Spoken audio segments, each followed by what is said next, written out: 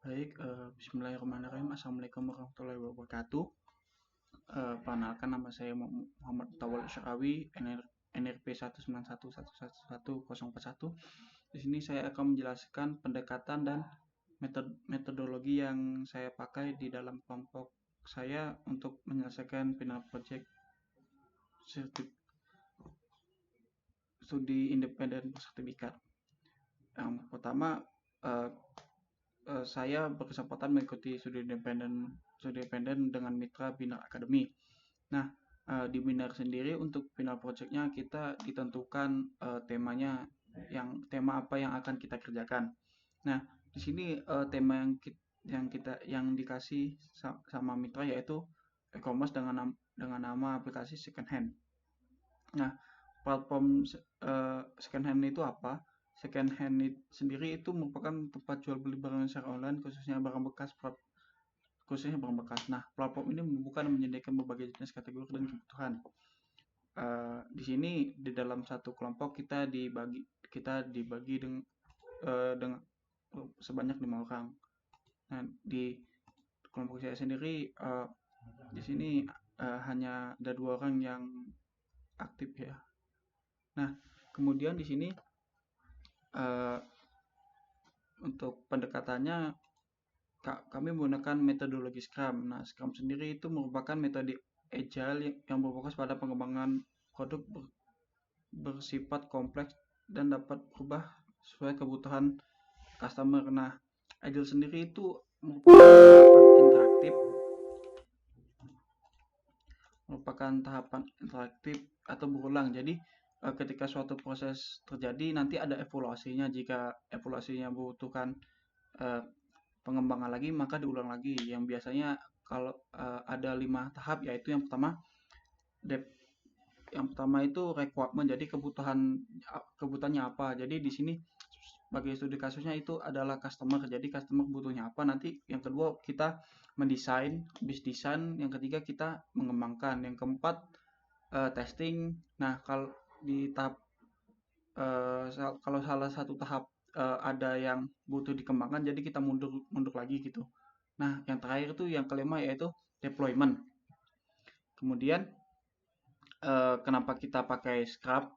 Nah, Scrum sendiri itu bagusnya itu karena yang pertama itu transparansi, jadi kelihatan siapa aja yang sudah berkontribusi dan juga adaptasi. Jadi kalau misalnya ada sesuatu yang perlu diubah, jadi bisa saja diubah gitu.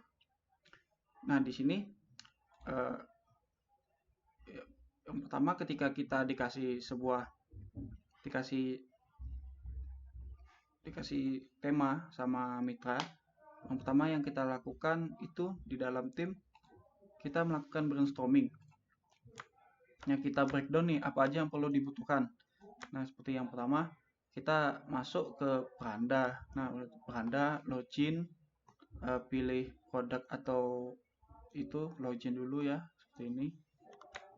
Nah, kita breakdown semuanya, bagaimana nanti alur sebuah user flow-nya itu sampai nanti di end gitu. Nah, seperti itu.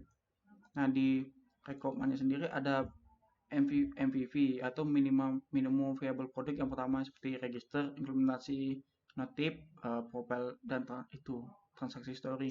Kemudian ada pula role-nya, yaitu pembeli. Role-nya itu bagaimana? Ada 2 gitu, yaitu pembeli dan penjual. Jadi di dalam aplikasi kami ada 2 role. Jadi setiap user tuh bisa menjual suatu produk bekas ataupun bisa membeli produk bekas dari user lain gitu. Seperti itu. Kemudian, nah lalu ketika sudah kita dapatkan brainstorming apa yang akan kita kerjakan, lalu kita itu lagi nih breakdown lagi UI ya, UI-nya bagaimana gitu. Nah, seperti ini UI-nya. Nah, yang pertama di sini ada bagian home, banner, info, produk, daftar jual, dan sebagainya. Seperti ini ya. Kemudian setelah kita down ini, barulah kita masuk ke pengerjaannya. Nah, di sini karena kita pakai Scrum. Nah, Scrum ini kan bagusnya kan visibilitas, jadi kelihatan semua itu untuk brainstorming, untuk eh, planningnya bagaimana gitu. Nah, di sini kami menggunakan menggunakan Trello untuk retrospektif dan juga untuk planningnya. Nah, di sini karena alhamdulillah ini sudah selesai punya tim kami. Nah, di sini jika misalnya nih yang pertama ada produk backlog, sprint backlog dan juga on process, user acceptance dan juga dan yang pertama jika setelah ya ini ya kita breakdown setelah pertama ketika breakdown ini kita masukin semua di bagian backlog gitu. Nah, pada backlog ini awalnya pas sprint pertama ini masih penuh. Nah, ketika penuh di sini kita bisa milih nih Scrum itu kan bisa memilih sesuai dengan kemampuan tiap member. Nah, di sini saya sebagai Scrum Master di sini meminta untuk para anggota itu untuk memilih apa yang pengen mereka kerjakan sesuai dengan kemampuan mereka. Contohnya di sini saya mengambil UI notifikasi dan juga bisnis logic dari notifikasi. Jadi ketika saya ambil di sini kita masukin nih di sprint. Nah, pertama ketika kita masuk ke sprint pertama kan kita dikasih waktu nih dikasih waktu 3 sprint. Jadi satu sprintnya itu 2 minggu. Jadi ada 6 minggu untuk mengerjakan final project dari awal sampai akhir. Nah, untuk di sprint pertama di sini ketika kita masukkan dari product backlog ke sprint backlog, nah di sini bisa dikasih tanda siapa yang mengerjakan nih. Nah, membernya gitu. Seperti saya Tawali gitu kan. Nah, ketika saya setelah mengerjakan apa? Uh, ya maaf ketika sprintnya biasanya ada banyak gitu, nggak satu aja biasanya ya. Misalnya saya ada ngambil 3 ini kan, ada 3. Yang pertama kalau ketika saya masuk dalam sebuah proses, nah di sini saya masukkan dalam sebuah proses berarti tandanya saya sedang mengerjakan proses tersebut. Nah, ketika selesai, nah kita masukkan ke user acceptance yang artinya boleh dites itu boleh saya ataupun anggota lainnya. Nah, ketika acceptance-nya sudah selesai tidak ada bug atau yang lainnya, nah baru boleh dimasukkan ke dan gitu. Nah, bagaimana kalau ada bug atau lainnya biasanya dikasih tahu diinfokan di dalam grup kami. Lalu biasanya ya balik lagi ke on process gitu. Seperti itu saja.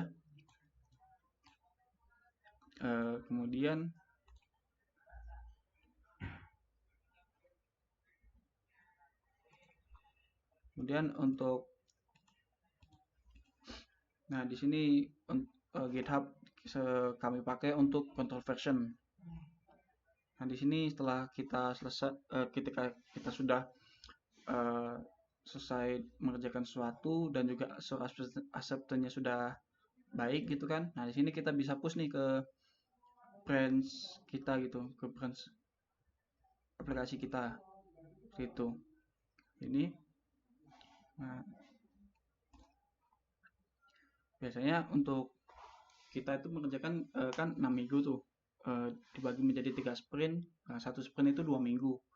Nah, untuk biasanya setiap satu kali sprint yang mana setelah 2 minggu itu di hari akhirnya itu di hari akhir sprintnya kita ada review sama mentor gitu. Jadi mentor akan melihat progres kita apa saja nih selama 2 minggu ini atau satu sprint ini kita ngapain aja gitu. Setelah kita menjelaskan biasanya mentor ngasih tahu nih, oh ini kayaknya bagusnya begini nih. Ini lebih baik segera diselesaikan dengan cepat gitu. Atau ini lebih baik didahulukan gitu. Nah, seperti itu. Nah, kalau misalnya karena mentornya juga waktunya fleksibel, jadi dan juga nggak selalu ada ya. Jadi biasanya kita dengan menggunakan Telegram ini kita kasih tahu nih, uh, itu Kak, bagaimana kalau misalnya ini kita dulukan gitu, atau misalnya Kak ini kok ada trouble gitu, seperti itu. Nah, uh, untuk pembagian kerjanya karena kita pakai Scrum, biasanya ini kita milih nih apa yang rasa kita bisa lakukan gitu, apa yang bisa kita kontribusi ke dalam kelompok ini gitu. Jadi biasanya di sini terlihat itu kontribusinya siapa saja gitu.